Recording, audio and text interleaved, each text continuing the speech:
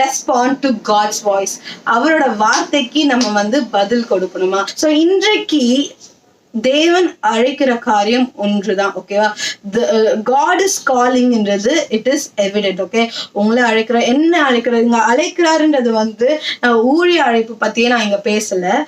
நார்மலா என் கூட வந்து டைம் ஸ்பெண்ட் பண்ணுன்னு ஆண்டவர் அழைப்பாரு. கரெக்டா? ஸோ அந்த மாதிரி தேவன் அழைக்கும் போது நம்ம எப்படி ரெஸ்பாண்ட் பண்றோம்? கண்டிப்பாங்க தேவன் வந்து சில டைம் உங்களுக்குள்ள ஒரு உணர்வு இருக்கும். சத்தம் கேட்கலனாலுமே உங்களுக்கு அந்த ஒரு உங்களோட நாமத்தை கூப்பிடுற மாதிரி சத்தம் கேட்கலனாலுமே உங்களுக்குள்ள ஒரு உணர்வு, அது வந்து உங்களால வந்து இக்னோரே பண்ண முடியாது.